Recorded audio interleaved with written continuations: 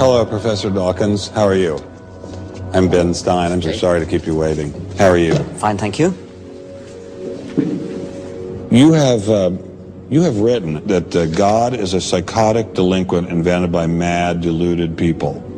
No, I didn't say quite that. I said something rather better than that. Oh, well, please tell us what you said. Please tell us what you said. Well, I would have to read it from the book. No, please.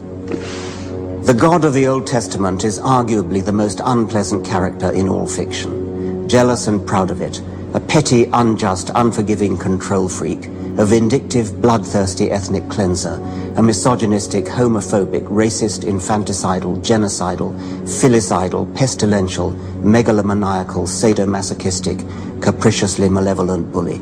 So that's what you think of God? Yeah.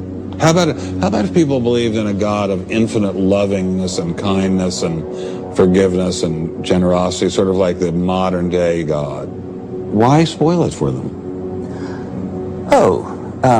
Why not just let them have their fun and enjoy it? I mean, I don't want to spoil anything for anybody. I write a book, people can read it if they want to.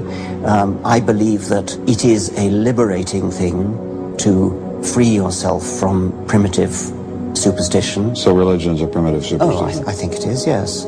So you believe it's liberating to tell people that there is no God?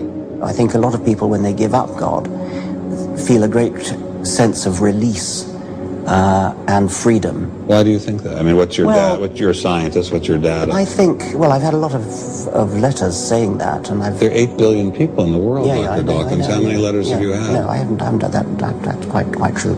Professor Dawkins seemed so convinced that God doesn't exist that I wondered if he would be willing to put a number on it. Well, it's hard to put a figure on it, but I mean, I put it as something like, 99% against or something. Well, how do you know it's 99%? I don't. Say not 97%. No, I did. You asked me to put a figure on it, and I'm not comfortable putting a figure on it. I think I just think it's very unlikely. What? But you couldn't put a number on it? No, of course not. No. So it could be 49%. Well, it would be. I mean, I think it's unlikely, but it's quite far from 50%. How do you know? I don't know. I mean, I put an argument in the book. Well, then who did create the heavens and the earth? Why do you use the word who? You see, you immediately beg the question by using the word who. Well, then how did it get created? Well, by a very slow process. Well, how did it start? Nobody knows how it started. We know the kind of event that it must have been. We know the sort of event that must have happened for the origin of life. What was that? It was the origin of the first self-replicating molecule. Right, how did that happen? I told you we don't know. So you have no idea how it started? No, nor has anybody. Nor has anyone else. What do you think is the possibility that intelligent design might turn out to be the answer to some issues in genetics or in evolution? It could come about in the following way. It could be that at some earlier time, somewhere in the universe, a civilization evolved by probably some kind of Darwinian means to a very, very high level of technology and designed a form of life that they seeded onto perhaps this planet. Now, that is a possibility and an intriguing possibility. And I suppose it's possible that you might find evidence for that if you look at the details of biochemistry, molecular biology. You might find a signature of some sort of designer. Wait a second. Richard Dawkins thought intelligent design might be a legitimate pursuit? And that designer could well be a higher intelligence from elsewhere in the universe.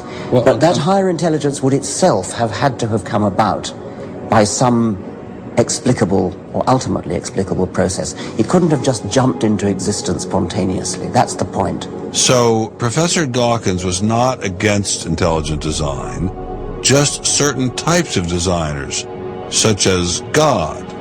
So the Hebrew God, the God of the Old Testament, he doesn't exist in your view? Certainly. I mean, that would be a very unpleasant prospect. And the Holy Trinity of the New Testament?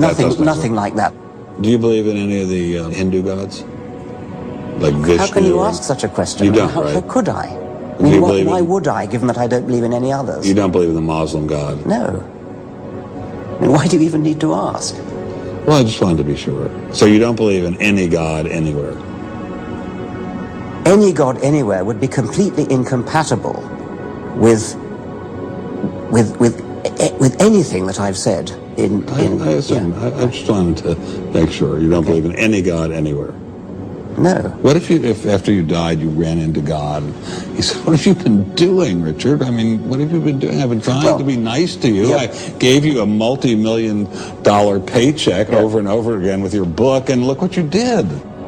Bertrand Russell had that point put to him, and he said something like, "Sir, why did you take such pains to hide yourself?" But if the intelligent design people are right, God isn't hidden. We may even be able to encounter God through science, if we have the freedom to go there. What could be more intriguing than that?